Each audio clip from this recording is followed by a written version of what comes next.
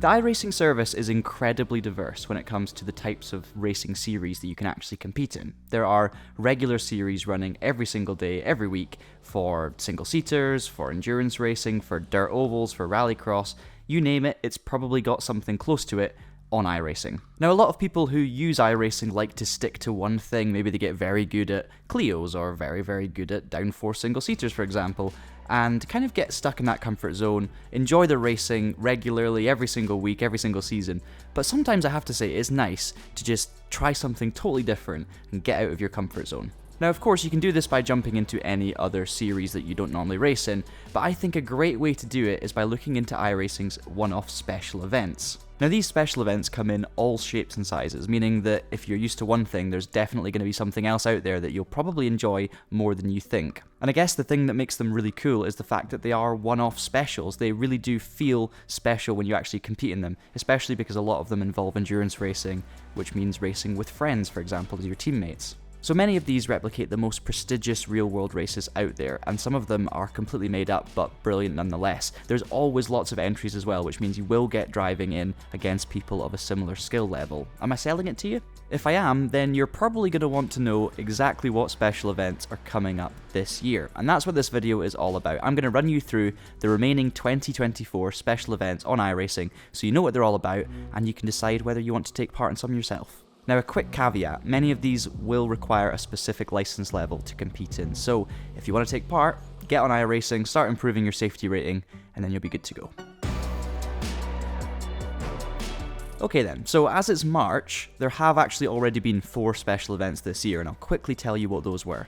So we kicked things off on the second weekend of January with the Roar Before the 24, which was followed, as you might expect, by the actual 24, the 24 Hours of Daytona to be exact, which is the opening round of the real-world IMSA Championship. Then moving into February, we actually stayed in Daytona for a third consecutive race, but this time on the oval layout as it was the Daytona 500, probably the most famous NASCAR race of them all. And then finally, we headed to Australia for the Bathurst 12 Hour, which consists of an all GT3 field. It's actually the first of 3 events throughout the year that consist of only GT3s.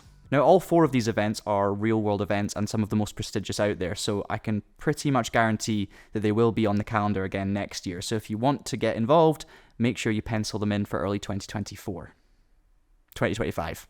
So then, on to March. What is the next iRacing special event? Well, it's actually iRacing's version of the second round of the IMSA WeatherTech series, which is the Sebring 12 Hour. Now, this event takes place in real life on the same weekend as the World Endurance Championship event and features 3 different categories of car. In the iRacing version, you've got the LMDH class, you've got the LMP2 class, and you've also got the GT3 class.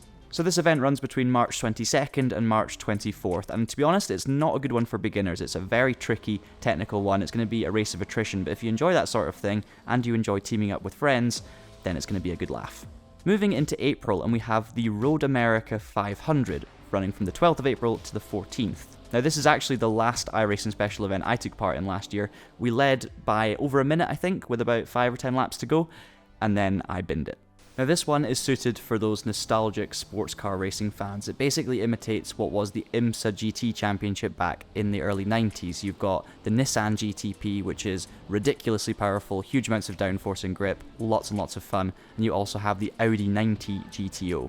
It's old school, it's tricky, it's phenomenally quick, and it's a highly enjoyable event to take part in. A month later, running from the 17th of May until the 19th of May, we have the Nürburgring 24 Hour. Now, this is another one of those events that's based on a very famous real-life race, the ADAC Nürburgring 24 Hour, but the class structure is slightly different in iRacing. Basically, you can pick between GT3s, GT4s, the Porsche Cup car, and the TCR class, and this is one of those events that you have to tick off the bucket list at some point. I'll be honest with you, still haven't done so, but I will be doing at some point.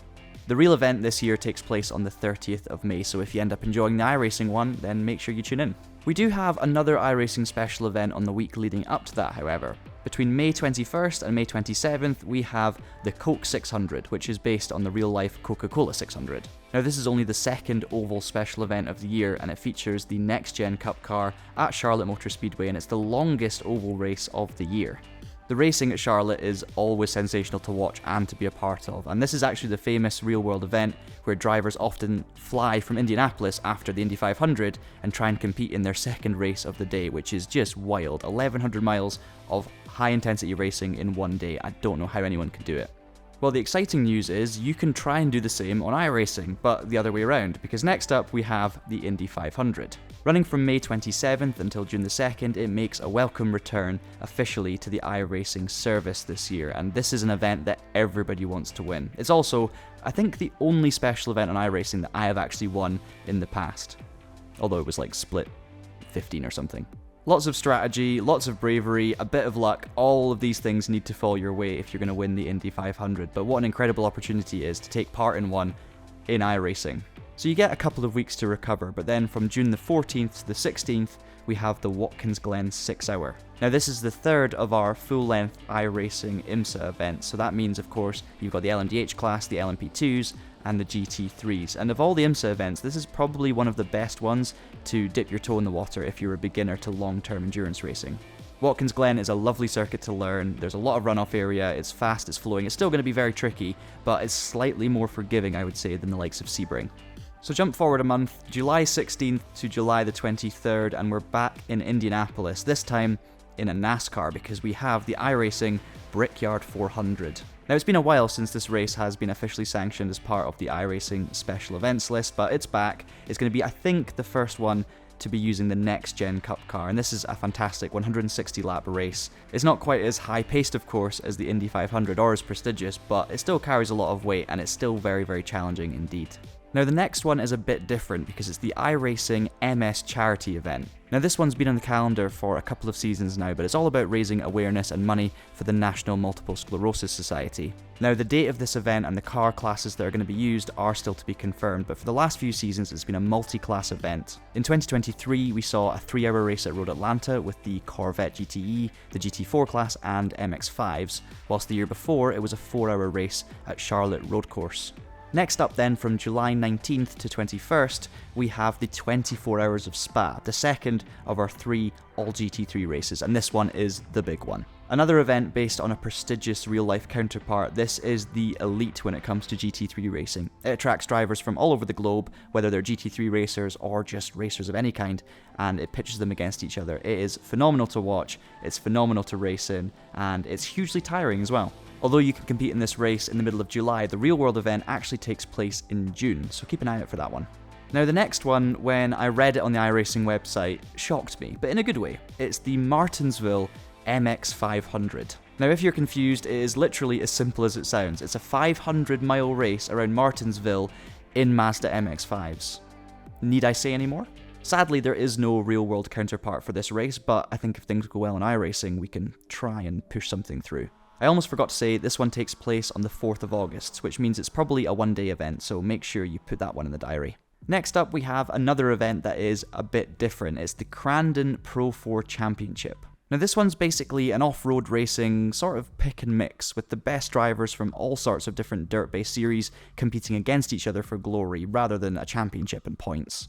Now whether it's the iRacing special event or the real-world event, I have to say this one is always thoroughly entertaining to watch. Moving into September, and for the 3rd time this year, and the final time, we are heading back to Indianapolis. September 13th to 15th signifies the inaugural iRacing Indy 6 Hour. Now this is also a brand new race in real life as well. It's part of the IMSA calendar. They've raced at Indianapolis many times before, but for shorter distances. This is the first time they're going to be racing there for 6 hours on the road course. A few days later, and it's now time for the final full-length NASCAR event of the year. It's the Bristol 500, and no, sadly, it's not taking place on dirt. This is always a sensational race to watch around the jaw-dropping coliseum that is Bristol Motor Speedway. As a kid who wasn't exposed much to NASCAR, this was always the circuit that excited me the most just because of how cool it all looked, and it's really, really fun to take part in as well. I can highly recommend it. Unfortunately, by the way, the real NASCAR Cup Series have decided not to use the dirt layout again for 2024, so we may have seen the last of dirt racing at Bristol, which is a shame. Hopefully not, but maybe. There is one more event that got squeezed into the September schedule. From the 27th to 29th, we have the Knoxville Nationals. Now this is known in the real world, and therefore probably on iRacing, as the most prestigious World of Outlaws sprint car event on the calendar. It takes place in Knoxville, as you might have already worked out, and you're going to be using the 410 winged sprint car. First of all, there's heat racing to build up your points and determine the finalists, and then those at the top will go head to head to become the ultimate sprint car hero. Into October then, and we finally return to Mount Panorama. It's, of course, the Bathurst 1000. Now this, of course, is another event based on an incredibly prestigious real-world event. It's grueling, it lasts forever, but if you win the Bathurst 1000, you are a hero, and it's probably going to be the same on iRacing. The cars, of course, are incredibly difficult to drive, and the track is insane. If you've never driven around Bathurst, give it a go to see what it's like, but basically, if you can survive this race, let alone finish well, you're doing a good job. We move to October the 18th and 19th for the final full-length IMSA race of the season, and it is Petit Le Mans. This is a 10-hour race going from day into night, and it was first run in the late 90s as part of the new American Le Mans series, but since then, it's become a sort of staple season finale for the IMSA WeatherTech series. Road Atlanta is another beautiful flowing circuit, and with multi-class racing, it can cause chaos, so that's definitely a good one to be involved in, whether it's watching or racing. So it's now November, the heating is on in UK households, but the racing continues because we have the second ever iRacing Formula Ford 1600 Festival. Now, the Real World Formula Ford Festival is massive in the UK. It used to see some of the best young drivers, future F1 champions of all sorts, competing for glory at Brands Hatch Indy. So, a very frenetic race, full of overtakes, full of action, and some of the best young drivers in the world. It still happens to this day, although it's got a little bit more of a clubby feel to it now. But don't get me wrong, even though Formula Ford racing is not quite as prominent on the career ladder in the UK as it used to be, this event is still just as competitive as it ever was. Obviously, the car is relatively new to the service, so it's good to see that this event is coming back for a second go in 2024. Our final GT3 special event of the season sees the drivers head to Fuji for the 8-hour race on November the 15th until November the 17th. Now, even though I believe this is a fictional race, it's kind of become a regular stopping point on the iRacing special events calendar. There's not much endurance racing at this time of year, so it kind of acts as a chance for teams and drivers to have one final push in an endurance event before Christmas, and it always looks like good fun. Now, as a club racer myself, this next one always excites me. It's the SCCA Runoffs. Taking place on November 23rd at Virginia International Raceway, this iRacing version is based on the real SCCA Runoffs. Basically, it takes all the divisional SCCA champions from the various different series that they run and pitches them against each other. So you'll have all of the different GR86 champions or all of the different Spec Racer champions competing against each other to see who is the champion of champions. And then iRacing do something similar. There's still to confirm the classes that are going to be used this year, but expect it to be something similar to what they used last year, very club-focused rather than the expensive hypercar machinery. We're down to our final two special events now, and the penultimate one is the Winter Derby. It's a 300-lap super late model race held at Five Flags Speedway between November 26th and November 29th. For oval fans, it's a fun way to blow off steam at the end of a season, but also it's a bit of a change of pace for NASCAR-specific drivers who normally just stick to the Cup car. I always say it's fun to try something outside of your comfort zone, so whether you're a road racer or an oval racer, this is a cool event to take part in. Last but not least, December the 14th, we have the Chili Bowl. Now, it's the biggest dirt midget race of the year, but it takes place on a 1/5 mile oval, which is incredibly short. It's another one of those events that consists of heats and then a final, so it's a very noisy and exciting and adrenaline-fueled way to round off a magnificent iRacing special events season. And that's it, your whole calendar for 2024, and it will be similar in the years to come as well. There's always slight tweaks, and also bear in mind, what I'm telling you right now is accurate as of March 2024, but things are subject to change, so don't blame me if some of these events end up changing. What you should do is keep an eye on the iRacing website, as you'll find out all of the information about all of these events on there, like I have done so for this video. And what you should also do is subscribe to this Race Anywhere channel, because we're going to be covering special sim racing events and regular sim racing events, and just everything to do with sim racing throughout 2024 and beyond. But in the meantime, thank you so much for watching, and have a great week.